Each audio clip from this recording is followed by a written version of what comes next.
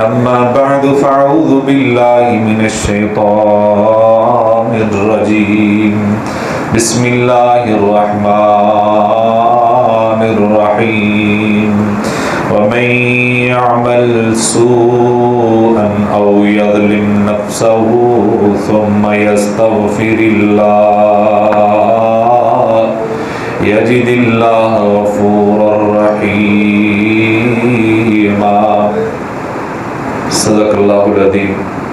تمام قسم کی تحمیدات، تمجیدات، تکبیرات، تقدیسات اور تحلیلات اللہ رب ذوالجلال والاکرام کے لیے، بے شمار لا تعداد انگنت بے حد و حساب درود و سلام سرور کائنات امام الانبیاء احمد مجتبی حضرت محمد الرسول اللہ صلی اللہ علیہ وسلم کی ذات مقدسہ مطہرہ پر، بے شمار رحمت نازل ہوں اہل بیت پر، صحابہ کرام پر، تابعین نظام پر، اولیاء کرام پر اور ائمہ کرام پر۔ حمد و ثنا کے بعد آج کا موضوع ہے توبہ ایک عظیم نعمت ہے۔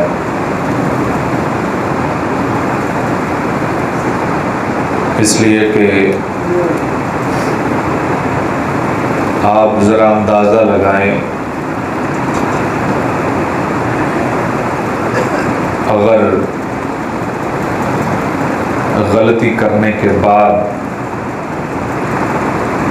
غلطی ریموو کرنے کے لیے، غلطی کو ختم کرنے کے لیے ہمارے پاس کوئی موقع نہ ہوتا تو کیا بنتا؟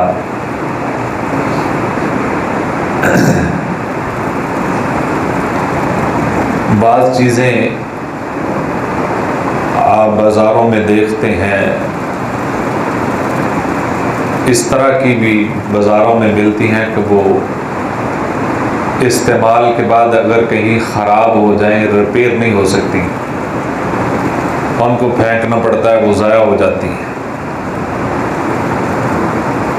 اسی طرح اگر یہ ڈیوائس انسان یہ ایک کالم میں ڈھلا ہوا یہ خوبصورت مجسم، یہ اللہ کی بنائی ہوئی مخلوق اگر غلطی کر کے اپنے آپ کو برباد کر بیٹھتی اور اس کے بعد واپسی کا کوئی راستہ نہ ہوتا تو کیا بنتا؟ حضرت آدم علیہ السلام کو جس چیز سے روکا گیا تھا، اگر اللہ رب العزت ان کلمات کو نہ سکھاتے نتائج کیا ہوتے؟ تو اس اعتبار سے انسان قدم قدم پہ غلطی کرتا ہے اور وہ غلطی انسان کی فطرت میں شامل ہے، لیکن اللہ رب العزت نے اس کا بہترین حل وہ معافی رکھا ہے، وہ توبہ رکھا ہے، اور اس کے لیے اللہ رب العزت نے بار بار ریمائنڈر دیا ہے، دن کے اندر بھی، اس کے علاوہ موقع میں بار بار انسان کو یاد کرواتے ہیں۔ اللہ رب العزت مختلف انداز میں انسان کو موقع دیتے ہیں کہ اے میرے بندے واپس پلٹا۔ آپ سوچیں کہ ابھی کل کی بات تھی کہ یکم رمضان تھا، اور آج اکثر میں نے ان دنوں میں یہ جملے سنے ہیں کہ اس دفعہ تو رمضان کا پتہ ہی نہیں چلا۔ آپ تھوڑا سا اس سے آگے بھی سوچیں، تھوڑا سا زندگی میں پیچھے بھی جائیں۔ ابھی کل کی بات ہے، آپ کا بچپن آپ کے آنکھوں میں گھومتا ہوا نظر آتا ہے، آپ کی جوانی آپ کی آنکھوں کے اندر گھومتی ہوئی نظر آتی ہے۔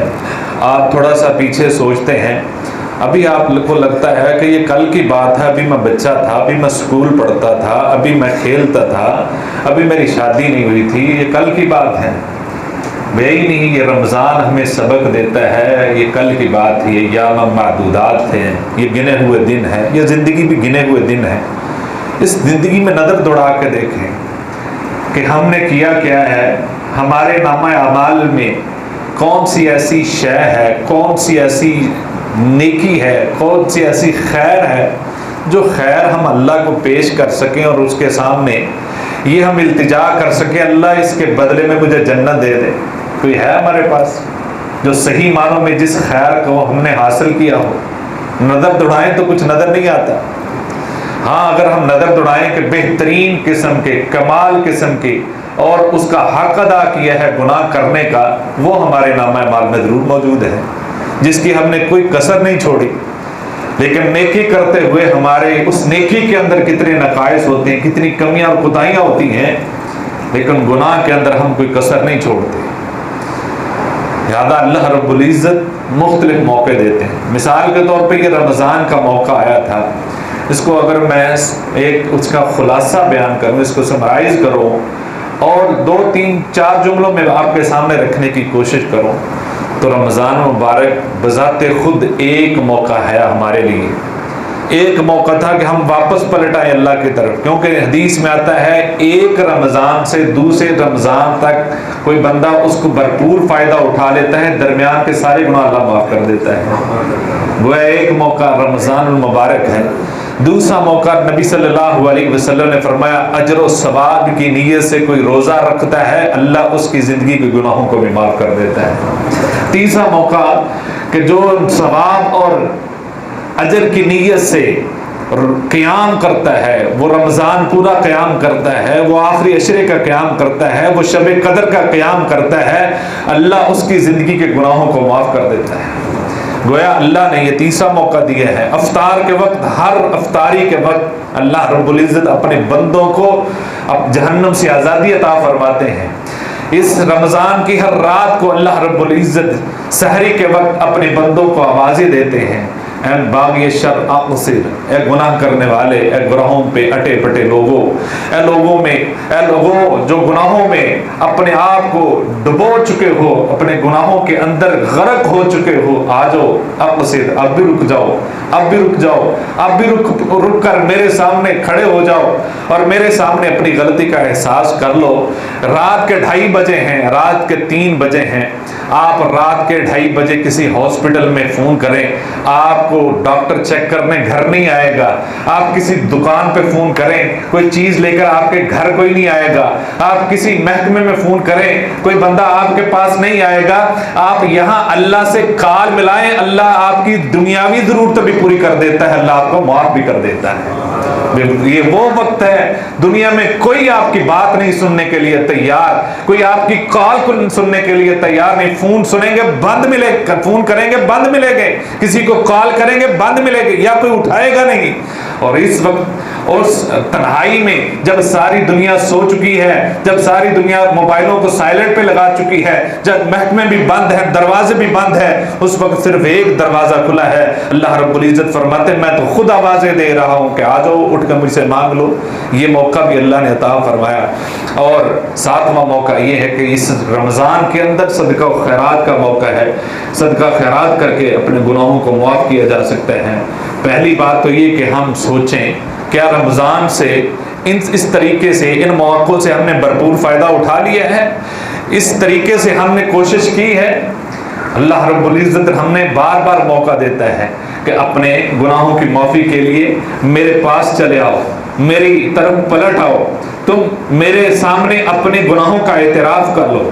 کیونکہ جب اس کے سامنے, حدیث میں آتا ہے نبی صلی اللہ علیہ وسلم نے فرمایا کہ جو بندہ گناہ کر کر کے اپنا برا حال کر لیتا ہے, اپنے نامہ اعمال کو سیاہ کر لیتا ہے, وہ جب اللہ کے سامنے آتا ہے اتنا گنہگار.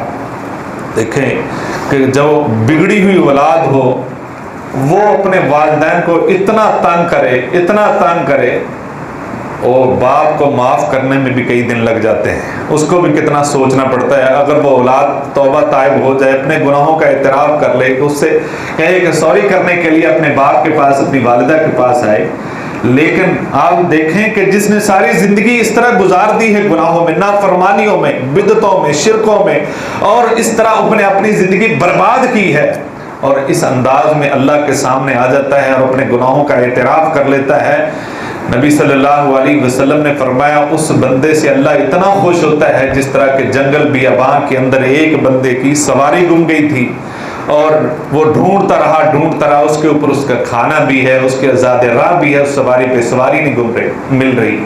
وہ تھک ہار کے لیٹ جاتا ہے، آنکھ لگتی ہے، دوبارہ آنکھ کھلتی ہے تو سواری اس کے سامنے ہوتی ہے، جنگل میں جہاں اس کے لیے راستہ کوئی نہیں ہے، اس کی زندگی کی امید ختم ہو چکی ہے، وہ سفر نہیں کر سکتا، اتنا لمبا سفر پیدل کرنے کے قابل نہیں ہے، کھانے کے لیے کچھ نہیں ہے، یعنی ہر چیز اس کی ختم ہو چکی۔ اس دوران میں جب اس کو آنکھ کھلتی ہے اور آنکھ کھلتے ہی کوئی سامنے خوشی کا موقع ہو تو بندہ کس انداز میں پکارتا ہے۔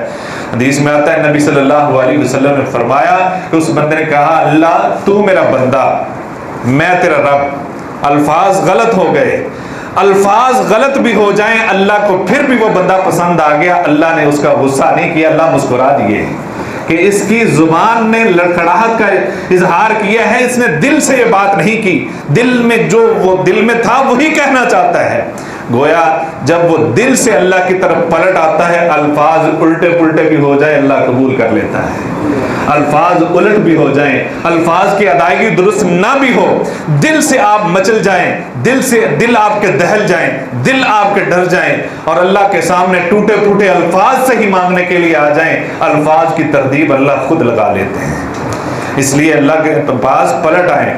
اور یہ اللہ نے موقع دیا ہے، ابھی 2 روزے یا 3 روزے موجود ہیں، 2 روزے، آج 27واں روزہ، 28 29 یا 3 روزے، گویا یہ ہمارے پاس موقع ہے۔ صحابہ اکرام رضوان اللہ علیہم اجمعین کی زندگیوں کو دیکھیں، انہوں نے یا تو چند سالوں میں اپنی زندگی کو اس طرح بدلا ہے، کچھ ایسے بھی ہیں جنہوں نے چند لمحوں میں اپنی زندگی کو بدل لیا۔ اگر یہ 27 دن ایسے ہی گزر گئے ہیں، یا ہمارے 27 سال ایسے ہی گزر گئے ہیں، یا 40 سال 50 سال 60 سال ایسے ہی گزر گئے ہیں، ابھی بھی موقع ہے، اس موقع سے فائدہ اٹھائیں، رحمتوں بھرے اس دریا سے جو ہے وہ اپنا حصہ ضرور نکالیں اور اس حصے سے اپنی جھولیاں بھر لیں، رحمت بھرے دریا سے، یہ بہتے دریا سے اللہ کی طرف پلٹ آئیں۔ کیونکہ نبی صلی اللہ علیہ وسلم کے ایک صحابی ہیں، مدینہ کے باہر صحابہ کے ساتھ نبی صلی اللہ علیہ وسلم موجود تھے، دور سے دیکھا کہ ایک آدمی اونٹ پر سوار آ رہا ہے اور وہ بڑی تیزی سے آ رہا ہے، اس کے آنے کے انداز سے نبی صلی اللہ علیہ وسلم نے غور کیا تو فرمایا لگتا ہے یہ آپ کی طرف آ رہا ہے۔ اب سب کی توجہ اس طرف ہو جاتی ہے، وہ شخص آتے ہیں اور آ کر ڈائریکٹ نبی صلی اللہ علیہ وسلم سے ہم کلام ہوتے ہیں۔ نبی صلی اللہ علیہ وسلم نے پوچھا بھائی کدھر آئے ہو، اتنی تیزی میں ہو، اتنی جلدی میں ہو؟ کہا میں اللہ کے رسول صلی اللہ علیہ وسلم کو ڈھونڈنے آیا ہوں، جو اللہ کا پیغام لے کر آئے ہیں میں ان سے ملنے آیا ہوں۔ نبی صلی اللہ علیہ وسلم نے فرمایا تم نے اپنی منزل کو پا لیا ہے، پوچھیں کیا پوچھنا ہے؟ اس نے کہا اللہ کے حضور صلی اللہ علیہ وسلم مجھے اللہ کا تعارف کروا دیں، مجھے اللہ کی توحید سکھا دیں، مجھے دین کی چند باتیں سکھا دیں، ایسی باتیں سکھا دیں کہ میں ان باتوں پہ عمل کر کے جنت حاصل کر لوں، مجھے یہ سکھا دیں۔ اونٹ پہ سوار ہے، اونٹ سے اترا نہیں ابھی، یعنی فوراً اتنی جلدی میں آیا ہے، اترنے کا موقع نہیں ملا۔ اس نے کہا جلدی جلدی مجھے سکھا دیں۔ دل مچل رہا ہے، دل دہل چکا ہے، دل ڈر چکا ہے، اس کو احساس ہو چکا ہے، اس کو پتہ چل چکا ہے زندگی میں نے برباد کر لی ہے۔ اب وہ واپس پلٹ آیا ہے اور اللہ کے حضور صلی اللہ علیہ وسلم سے یہ عرض کرتا ہے اللہ کے حضور صلی اللہ علیہ وسلم مجھے سکھا دیں۔ نبی صلی اللہ علیہ وسلم نے فرمایا ان تعبد اللہ لا تشرک بہ شیئا، اللہ کی عبادت کرو، اس کے ساتھ کسی کو شریک نہ ٹھہراؤ، 5 نمازیں ادا کرو، رمضان کے روزے رکھو، اگر تمہارا مال نصاب کو پہنچتا ہے زکوٰۃ ادا کرو، یہ باتیں کرو، ان پر عمل کرو، اللہ تجھے جنت عطا فرما دے گا۔ وہ صحابی کہتے ہیں اللہ کے حضور صلی اللہ علیہ وسلم جو آپ نے کہہ دیا اسی پر عمل ہوگا، میں اس کو دل و جان سے اس پر عمل کروں گا۔ اونٹنی واپس پلٹائی، چوہے کی بل تھی، اونٹنی کا اگلا پاؤں اس کے اندر گیا اور اچانک سے نیچے گرا، گردن کے بل گرا اور وہ گر پڑا۔ صحابہ رضوان اللہ علیہم اجمعین بھاگے، نبی صلی اللہ علیہ وسلم نے فرمایا اس کو میرے پاس لے کر آؤ۔ صحابہ لے کر آئے اور فرمایا اللہ کے حضور صلی اللہ علیہ وسلم یہ شخص تو فوت ہو چکا ہے، یہ شخص تو دنیا سے رخصت ہو چکا ہے۔ نبی صلی اللہ علیہ وسلم آگے بڑھے، فوراً پیچھے ہو جاتے ہیں، یعنی اعراض کیا، پیچھے ہٹ جاتے ہیں۔ کسی صحابی نے کوئی سوال نہیں کیا، نبی صلی اللہ علیہ وسلم نے فرمایا میرے صحابہ تم نے پوچھا نہیں ہے، میں آگے ہوا ہوں پھر پیچھے پلٹ آیا ہوں۔ فرمایا اللہ کے حضور صلی اللہ علیہ وسلم بتا دیجئے ہوا کیا؟ فرمایا میں جب آگے ہوا میں نے دیکھا اللہ نے فرشتوں کو بھیجا ہے، وہ جنت سے پھل لے کر آئے ہیں، اس کے منہ میں ڈال رہے تھے۔ گویا مجھے یہ پتا چلا کہ لمبے سفر سے آیا ہے، بھوک لگی تھی، اللہ اس کی بھوک مٹا رہا ہے۔ اللہ نے یعنی کتنے لمحے لگے ہیں، کتنے سیکنڈ لگے ہیں، کتنے منٹ لگے ہیں کہ وہ زندگی گزار کے آیا تھا، چند لمحوں میں اللہ نے اس کو جنت عطا فرما دی ہے۔ گویا ہمارے پاس تو 3 دن موجود ہیں، پھر بھی رحمتوں بھرے اور برکتوں بھرے، اللہ کی رحمتوں سے بھرپور یہ ایام گھڑیاں موجود ہیں۔ ہم اپنی زندگیوں کو دیکھیں، ہم نے زندگی اسلام میں گزاری ہے کہ اسلام کے لیے کوئی ایسا لمحہ گزارا ہے کہ جس پہ اللہ راضی ہو چکا ہو؟ کبھی ہم نے پلٹ کر دیکھا ہے کوئی ایسے لمحات گزارے ہیں، کوئی ایسے منٹ گزارے ہیں، کوئی ایسے گھنٹے گزارے ہیں جو اللہ کو پسند آ جائیں؟ ہم نے پوری زندگی ایسے برباد کی ہیں۔ آپ کو پتا ہے وہ 100 کا قاتل، اس نے 100 قتل کیے، لمبا واقعہ آپ بہت سن چکے ہیں، لیکن اس کو احساس ہوا، اس کو بتانے والے نے بتا دیا یہ علاقہ چھوڑ دو، چلے جاؤ نیک لوگوں کی بستی میں چلے جاؤ۔ اب وہ نیک لوگوں کی بستی کی طرف بھاگ رہا ہے، راستہ زیادہ طے نہیں ہوا، آدھے راستے سے پہلے دنیا سے رخصت ہو جاتا ہے۔ فرشتوں کو اللہ نے بھیجا، جہنم والے جنت والے، فیصلہ نہیں ہو رہا، اللہ رب العزت نے فیصلہ کیا، زمین سکیڑ دی۔ آپ بتائیں اس نے روزے کتنے رکھے ہیں، اس نے زکوٰۃ کتنی دی، اس نے صدقہ خیرات کیا کیا، اس نے نمازیں کیا ادا کی، اس نے عبادت کون سی کی، اس نے نفل کون سے پڑھے ہیں؟ اس کو صرف احساس ہوا ہے، اللہ کی طرف رجوع کر لیا ہے۔ اللہ رب العزت تو پہلے معافی کے بہانے بناتا ہے کہ پلٹے تو صحیح میری طرف، اگرچہ راستہ پورا طے ہوا یا نہیں ہوا میں پہلے ہی معاف کر دیتا ہوں۔ راستے کی شرط نہیں ہے، اللہ کہتا ہے منہ میری طرف کر لو، اپنا رخ میری طرف کر لو، میری طرف سفر شروع کر دو، پہلا قدم اٹھے گا میں معاف کر دوں گا۔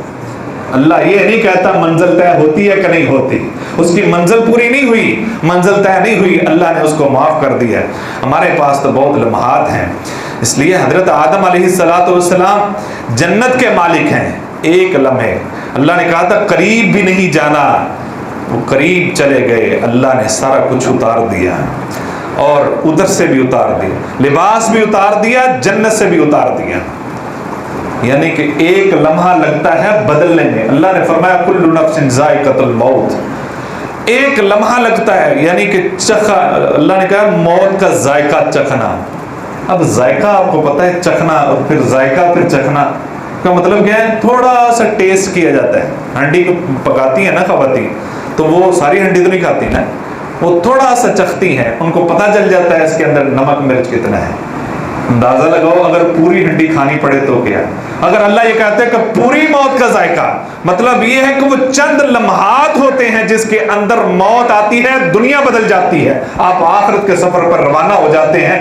ان چند لمحات کے اندر آپ کا ایک پوری دنیا بدل جاتی ہے، آپ دوسرے جہان میں چلے جاتے ہیں، اور یہ اتنا لمحہ قیمتی ہے کہ اس لمحے میں اگر آپ کہیں گے کہ اللہ میں واپس پلٹنا چاہتا ہوں، پھر موقع نہیں ملے گا، پھر آپ کو موقع نہیں ملے گا۔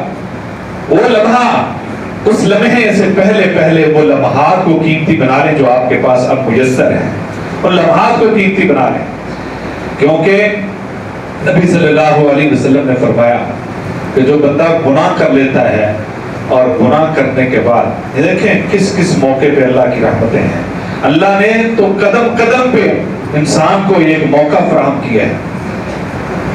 نبی صلی اللہ علیہ وسلم نے فرمایا کہ اگر کوئی بندہ گناہ کر لیتا ہے، حدیث کے الفاظ کے مطابق، اب کے وقت کے مطابق 6 گھنٹے تک اس گناہ کو نہیں لکھا جاتا، 6 گھنٹے تک وہ گناہ کاغذی کارروائی میں نہیں آتا۔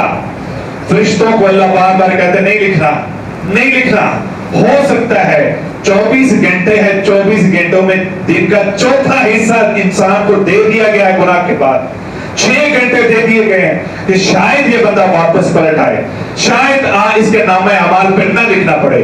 6 گھنٹے تک فرشتوں کو اجازت نہیں لکھنے کی، اور 6 گھنٹے کے گزر بھی جائیں اور پھر وہ گناہ پہ مصر رہے، وہ گناہ سے توبہ نہیں کرتا، وہ گناہ سے معافی نہیں مانگتا، پھر زندگی بھر اس کے لیے موقع ہے. زندگی کے آخری لمحات کے آنے سے پہلے تک موقع ہے. پھر بھی وہ گناہ سے معافی مانگ لے, اللہ گناہ معاف کر دے. پھر بھی معافی مانگ لے, اللہ نے موقع دیا ہے. حضرت ابراہیم بن ادم رحمت اللہ علیہ کے پاس ایک نوجوان آیا اور آ کر اس نے عرض کی, حضرت مجھے کچھ ایسی نصیحت کیجیے. یہ کر کے مجھے کوئی ایسی نصیحت کیجیے کہ میں آپ کی نصیحت سن کر نیکی کی طرف پلٹ آؤں, اللہ کی طرف پلٹ آؤں, میں اپنے گناہوں سے توبہ طائب کر لوں, مجھے اپنی غلطی کا احساس ہو جائے, میرے اندر دین کی محبت پیدا ہو جائے, میں دین کے طرف پلٹ آؤں اور اللہ میری زندگی کے سارے گناہوں کو معاف کر دے, مجھے احساس ہو جائے, مجھے اللہ کا تعارف ہو جائے. حضرت ابراہیم بن ادم نے کہا, میرے 5 سوال ہیں, اگر ان سوالوں کو تم نے غور سے سن لیا اور سمجھ لیا اور ان کے جواب خود ڈھونڈ لے تو تیری زندگی بدل جائے گی. کہا جی بتائیں. کہا یہ سوچو, جب بھی تم نے اللہ کی نافرمانی کرنی ہے, اللہ کے بتائے ہوئے حکموں کے خلاف تم نے زندگی گزارنی ہے, جب بھی تم نے نافرمانی کرنی ہے تو اللہ یہ سوچو کہ میں نے اللہ کا رزق نہیں کھانا جو اللہ نے تمہیں دیا ہے. یعنی جس ذات کا تم کھا رہے ہو اسی کی نافرمانی کرو. جس ادارے میں تم ملازم ہو, جس محکمے کے ملازم ہو, اس محکمے کے خلاف بغاوت کرو, وہ محکمہ تمہیں برداشت نہیں کرے گا. تم جس ذات کا رزق کھاتے ہو جب اس کی نافرمانی کرو تو اس دن سے رزق چھوڑ دو. نوجوان نے کہا, رزق تو دیا ہوا اسی کا ہے, اس کے علاوہ تو کہاں سے رزق آئے گا. اس نے کہا تو پھر نافرمانی کیوں اس کی, اس ذات کی نافرمانی کیوں ہے. پھر سوچو کہ جس نے رزق دیا ہے کم از کم اپنے رزق نمک حلال تو کریں. جس ذات نے رزق دیا ہے اس کا اتنی تو شرم ہونی چاہیے, اتنی حیا ہونی چاہیے. دوسری بات کہ جب نافرمانی کرنی ہے تو اس کے دیے گئے علاقے سے نکل جاؤ.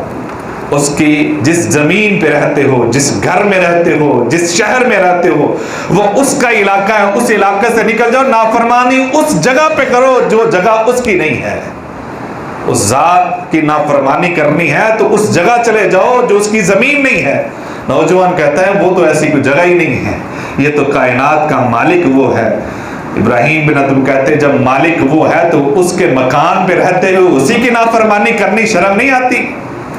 سوچے تو صحیح کہ ہم رہتے کہاں ہیں اور نافرمانی کس کی کرتے ہیں. تیسری بات نے کہا جب نافرمانی کرنی ہے تو ایسی جگہ ڈھونڈو جہاں پہ اللہ رب العزت نہ دیکھ رہا ہو, جہاں کیمرے فٹ نہ ہو. اگر چوری کرنی ہے تو وہاں چور پہلے یا کیمرے اتار لیتے ہیں یا اس جگہ جاتے ہیں جہاں کیمرے کی جو اس کی ریکارڈنگ نہ ہو. اگر کوئی گناہ کرنا ہے تو اس جگہ جاؤ جہاں اللہ دیکھ نہ رہا ہو. نوجوان نے کہا وہ تو جگہ ہی کوئی نہیں جہاں اللہ نہ دیکھ رہا ہو.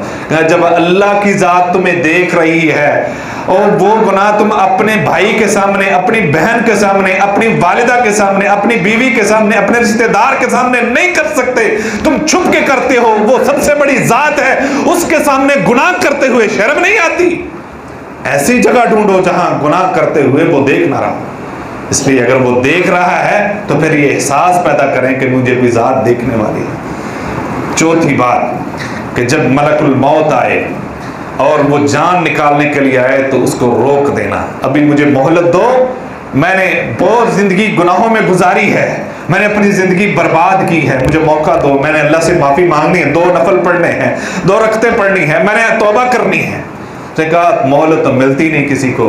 نے کہا جب مہلت نہیں ملتی تو کس کے بہاف پہ گناہ کر رہے ہیں؟ جب پتہ نہیں کہ اگلا لمحہ کون سا آنے والا ہے تو کس بہاف پہ آپ تم تراک سے گناہ کرتے چاہ رہے ہیں؟ رک جائیں. 5ویں بات نے کہا جب نافرمانی میں زندگی گزاری ہوگی, قیامت کا دن ہوگا, فرشتے آئیں گے, پکڑ لیں گے اور پکڑ کے جہنم کی طرف لے کر جائیں گے. کوئی اسٹے آرڈر لے سکتا ہے؟ کوئی روک سکتے ہو ان فرشتوں کو؟ ان فرشتوں کو روک سکو گے؟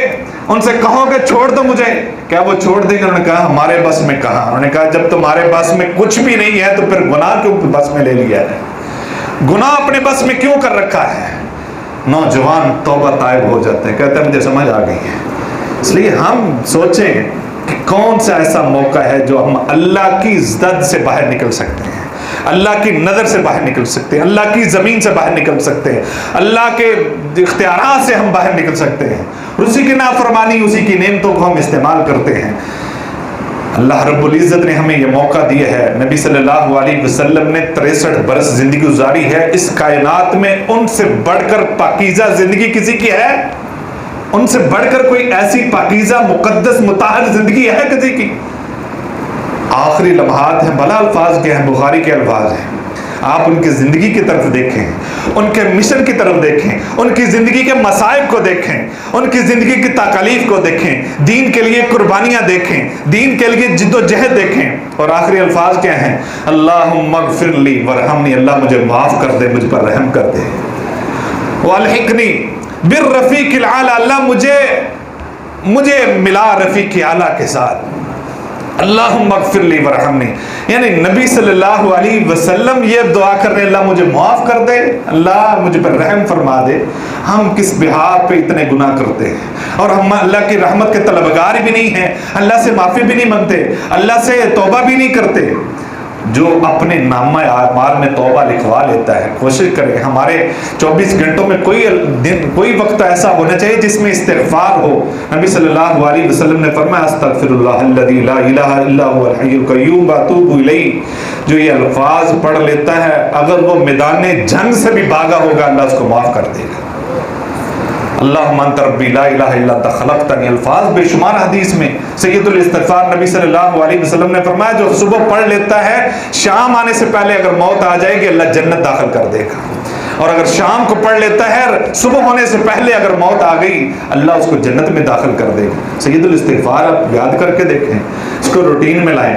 جس کے نامہ اعمال میں استغفار ہوگا، نبی صلی اللہ علیہ وسلم نے فرمایا اس کے لیے خوشخبری ہے، جس کے نامہ اعمال میں استغفار لکھا ہوگا۔ خوشخبری سے مراد کیا ہے؟ اللہ اس کو ضرور معاف کر دے گا۔ ہم نام تو لکھوائیں ان میں، اگر ہم استغفار اللہ سے معافی مانگنے والے ہو جائیں گے نا تو آپ کی سفارش کرنے والے بہت ہیں۔ آپ کی سفارش بھلا کس نے کرنی ہے؟ قرآن میں اللہ نے بتایا الذین یحملون العرش، فرشتوں میں سب سے مقرر فرشتے وہ ہیں جنہوں نے اللہ کے عرش کو اٹھا رکھا ہے۔ جب آپ توبہ کرتے ہیں، جب اپنے گناہوں کی معافی مانگتے ہیں، جنہوں نے اللہ کے فرشتوں عرش کو تھام رکھا ہے، انہوں نے عرش کو تھاما بھی ہوا ہے، اللہ کی تسبیحات بھی بیان کرتے رہتے ہیں، اور ساتھ ساتھ یہ بھی اللہ سے کہیں گے اللہ وہ فلاں بندے نے نمرہ مسجد میں بیٹھ کر تجھ سے معافی مانگی ہے، اللہ تو اس کو معاف کر دے، اللہ تو اس کو معاف کر دے۔ وہ بندہ جو ہے وہ اپنے تائیں اپنے من میں ڈوبا ہوا ہے اور اللہ تو اسے معافی مانگ رہا ہے، جس طرح کہ حضرت موسیٰ علیہ السلام کی مجلس میں وہ بندہ کہ جس کی وجہ سے بارش رک گئی تھی، اس نے تیرے ساتھ رابطہ استوار کر لیا تھا، اس نے تجھ سے رابطہ کر لیا تھا، کسی کو پتہ بھی نہیں چلا تھا، تیرے ساتھ وہ مضبوط تعلق بنا لیا، بیٹھے ساتھ بیٹھے بندے کو بھی نہیں پتا کہ وہ کس سے معافی مانگ رہا ہے، اور وہیں بیٹھے بارش برس گئی، تو راضی ہو گیا تھا، اللہ وہ بندہ بیٹھا ہے فلاں جگہ پہ بیٹھا ہے، تو اسے معافی مانگتا ہے، تیرے عرش کو اٹھائے ہوئے ہیں، تیرے قریب ہم رہتے ہیں، تیری تسبیحات بیان کرتے ہیں، اللہ ہم سفارش کرتے ہیں اس کو معاف کر دے۔ اس سے بڑی اور کیا سفارش ہوگی؟ جو بالکل اللہ کے عرش کے قریب ہیں وہ آپ کے لیے سفارشیں کرتے ہیں۔ ہمارے پاس یہ موقع موجود ہے۔ انسان اگر تکبر کرتا ہے اپنے ہاتھوں پہ کرتا ہے، اس کو بڑا مان ہے کہ میں فلاں کر دوں گا، یہ میں فلاں کر دوں گا، اگر یہ اس کے اندر کوئی سوچ آتی ہے وہ دماغ میں آتی ہے، یعنی اس کے دماغ میں آئی تھی نا ابلیس کے خناس آگے انا خیر منہ خلقتنی من نار وخلقتہ من طین، میں بہتر ہوں اس سے، میں آگ سے پیدا کیا ہوں، یہ مٹی سے پیدا کیا گیا ہے، میں بہتر ہوں۔ دماغ میں الٹے سیدھے خیالات آتے ہیں، دماغ جو ہے وہ خراب ہو جاتا ہے، وہ انسان اپنی لائن سے ہٹ جاتا ہے۔ اللہ نے موقع دیا ہے، حدیث میں آتا ہے سب سے قریب بندہ اس وقت ہوتا ہے جب وہ سجدے میں ہوتا ہے۔ مطلب کیا ہے؟ ہاتھ بھی زمین پہ رکھ دیے، دماغ بھی زمین پہ رکھ دیا، اور اللہ کو ہم اعتراف کرتے ہیں اللہ کے سامنے، اللہ دماغ میں جو سوچیں آتی ہیں وہ تیرے ہی تابع ہیں، اللہ میں نہیں فخر کر سکتا، میں نہیں تکبر کر سکتا، میں اعتراف کرتا ہوں میرے ہاتھ تیرے سامنے گر چکے، میرا سر تیرے سامنے گر چکا، میری پیشانی تیرے سامنے سامنے گر چکی, میرے گھٹنے تیرے سامنے گر چکے. اور اس سجدے کی حالت میں نبی صلی اللہ علیہ وسلم نے فرمایا بندہ سب سے قریب اپنے رب کے ہوتا ہے اور اللہ اس وقت اس کی سنتا ہے, اور وہ اس طرح ہے کہ جس طرح کہ اللہ کے قدموں میں اس نے سر رکھ دیا ہے. اس وقت کہتا ہے سبحانک اللہم ربنا و بحمدک اللہم اغفر لی, اللہ اس کو معاف کر دیتا ہے. لہذا ہم ان لمحات کو قیمتی بنائیں. ہم یہ جو ہمیں موقع ملا ہے اس کو ضائع نہ جانے دیجئے, اور زندگی کے کوئی ایسا دن نہیں ہونا چاہیے, کوئی ایسی نماز نہیں ہونی چاہیے, کوئی ایسی گھڑی نہیں ہونی چاہیے جس سے اللہ کی معافی کا اظہار نہ ہو. وقت بہت کم ہے. آپ نماز کی ہر ہر دعا کو دیکھیں, نماز کے ہر ہر رکن کو دیکھیں, اس کے اندر بار بار گھوم گھوم کے کوئی لفظ آئے گا تو استغفار کا آئے گا, معافی کا آئے گا, مغفرت کا آئے گا, اللہ کے سامنے عاجزی انکساری کا آئے گا. اللہ کے سامنے عاجز بن جائیں. آپ زمین پہ سر رکھیں گے, اللہ دنیا میں بھی آخرت میں بھی آپ کو بلندیوں پہ پہنچا دے گا. وآخر دعوانا الحمدللہ.